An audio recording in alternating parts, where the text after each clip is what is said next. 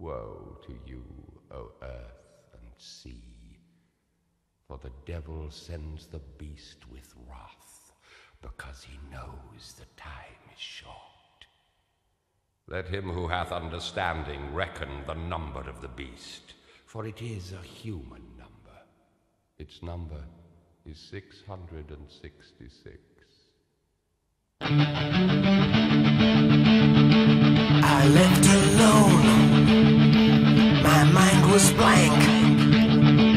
Good morning, this is John Piper with the weekend video clip on the 3rd of February. I hope you enjoyed that blast from the past. Seemed quite relevant. In fact, the Dow last night closed down 665 and 75 cents, so 666. Whether there's some devilish implication, I don't know, but it could be we've seen a major peak. A while back, I was talking about the similarity in the moves. That was a 70% increase, as I recall. This is a 72% increase, and I hypothesized, or I actually calculated, that around 261, I think it was, this percentage increase here would be 72%, as this one was here. In the event, it went a bit higher, but now on a monthly chart at least, spiked above that and now fallen back. So let's go down. I should just say one thing. It is possible this is a fourth wave. We've got a 1, 2 there. The count allows either move. So let's see what we've got. Right, this is the hourly chart, and so far I've got a 1 wave, a 2 wave, which could actually be an irregular 2 down to there, followed by a 3rd move down. Now this could be an ABC. A, B, C. It all depends how it goes on Monday. I mean, it's quite likely we're going to see follow through. If we look at the wave count, so we look at the count here. It's like a 1, 2, like a 3, maybe a 1, 2 here. So to complete the pattern, we'd expect some 4s and 5s coming in. And then it would depend on whether we saw a corrective rally or a passive rally. I would mention that about 10 days ago in my newsletter, my newsletter, Big Call Service, I did advise clients I was closing all my equity positions. In the around the same time, Kyle Brown, who runs the Market Maestro service, logged a tip to, not a tip exactly, but a list of 10 option plays he recommends, put option plays on 10 stocks in the the US, and those are going really well with. I think 8 of the 10 are now down double in value, so he's closed off the those 8, half of the 8, giving them a free position on the other 8. We'll be launching an options service from Kyle in the very near future, so I'll be sending out a promo to all of you if that's of interest to you. But certainly he is very good at options. This is a good example. I know a few of my clients did follow that and doing well because we've seen the really great fall come in. Personally, I've done some myself. I did do a FTSE options play in the private trading room. What I'm waiting for, though, is before I show a general sell signal, is to see a confirmation that we have got the peak in. So if this is an ABC and we go higher, that would be one thing. If, however, we see a 5-wave pattern, that would be something completely different. If we see 5 waves down, then the writing on the wall, wait for the corrective rally and then sell that. So this year is critical. I've said it before. I think, as I said before, the equities are going to peak. So we can see a big fall. Gold's going to see a huge rally along with the cryptos. And I think the currencies are going to come under a lot of pressure. And I think debt is going to be a big issue. So I think this particular year is going to be extremely hectic in terms of market action. It's been hectic already with the cryptos doing what they're doing, and now the Dow's joined in the party, as it were. And I think it's going to continue most of this year. So it is. If there's one year to pay attention to and get the markets right, get positioned correctly, doesn't mean having to short-term trade. It just means more of capital allocation issues, really. Make sure you've got your allocation in the right places. Don't rely on equities. I think the gains are behind us now. Certainly the majority of the gains, even if we do go marginally higher, is not going to continue. It's just impossible to do that. And of course, the driver here is the interest. It's a rise in interest rates. Bond market is starting to fall away. And as interest rates rise, it's going to have that's why debts can become a problem. Too much debt around, people can come under pressure paying out the interest, etc. Asset values will fall because of that. etc., etc. So in 2007, 2008, 2009, we saw what debt can do. All that's happened is that the people kick the can down the road, and in my view, the same problems are going to come up that were never really cured back then. Well, the DAX is a similar pattern. We had a clear 5 down from here off the peak. It all got a bit confused around here. I was expecting an A, B, C. In the event, it looks like the B came down to here, C to the wave pattern here is very confused. And then we've gone straight down again. So a similar pattern in the sense that we have got the 1, or the A, the B, irregular B to there, and it's flattened back, and then either the 3 or the C. So again, the same parameters. It all depends what happens next. A very strong rally from these sort of levels would suggest it's a corrective move, and a fourth and fifth wave would be very difficult to fish, suggesting the peaks are actually in. The Elliott wave world, so the Elliott wave world is rather divided here. Many people think that we are looking for a peak right now, a major peak, a multi-decade peak, in fact. Others think that this is the fourth wave with a fifth wave to come. Personally, I don't tend to make that kind of decision. I like to see what's happening and then base my conclusion on the actual action we're seeing.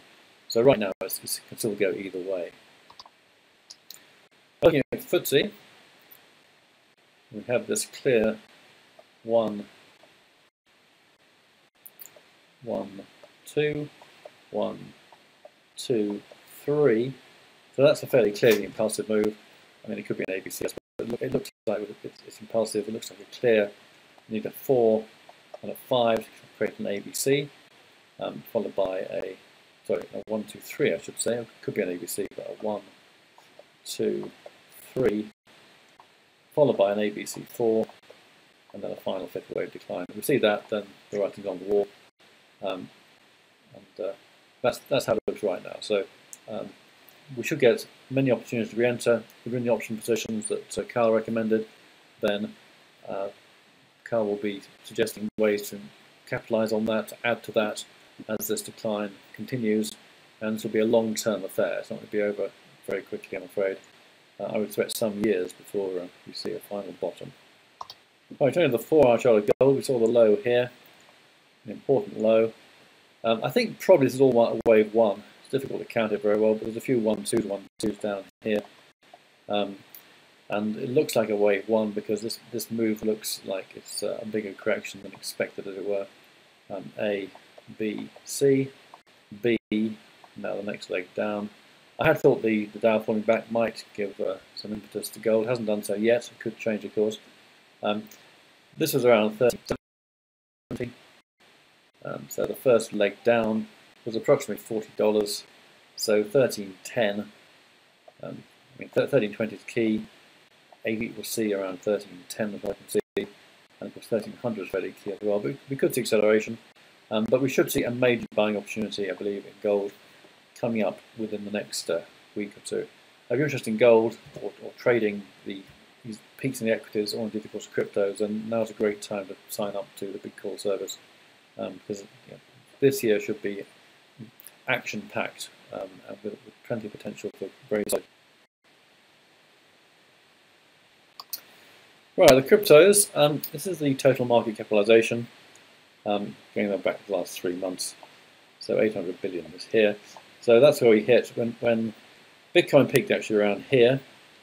So there's a bit of a blip there, but the altcoins took up the lead and took it above 800,000. Then early in January, the altcoins peaked, and we then got this big ABC decline. We then went sideways. It looked a bit like a triangle on this chart. And now we're coming down again. The question really is this decline over yet? I mean, 800 billion down to 400, that's 400 billion off the total market cap. So we actually got down around 300 billion. So I think we're close to a low. In fact, if you look at this chart closely, look at these things, you can see a 1, 2, 3, a 4, and a 5. I think it's 50-50 here. It's possible the low's in, it's possible to see one more leg down. But I still remain convinced that we're going to see a solid rally this year.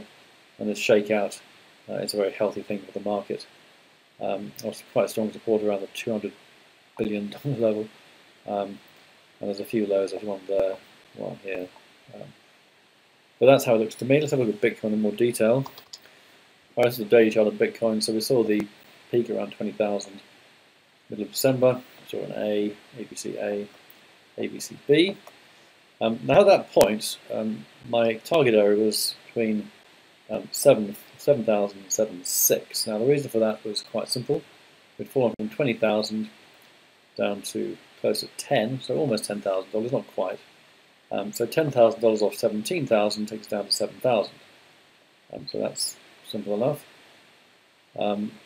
Now, actually my target was 7,600 in fact. This is slightly less than 10,000 with this bit here. So 7,600 was roughly where A equals C. The target was 7,600 to 7,800 in fact.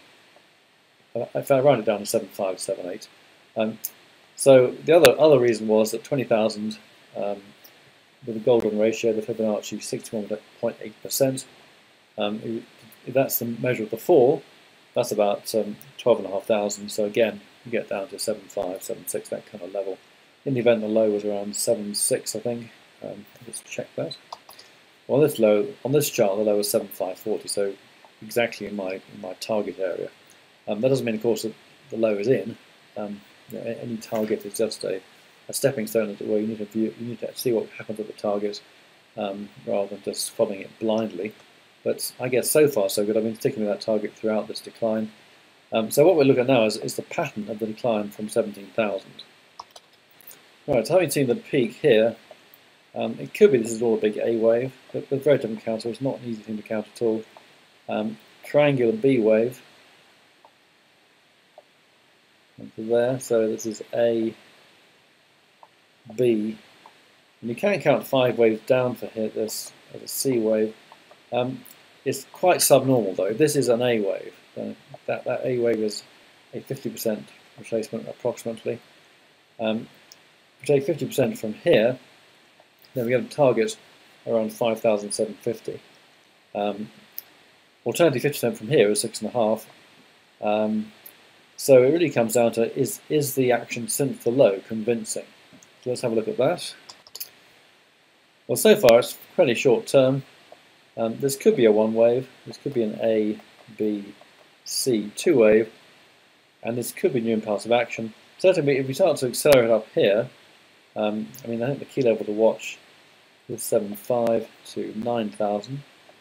That's 1,500.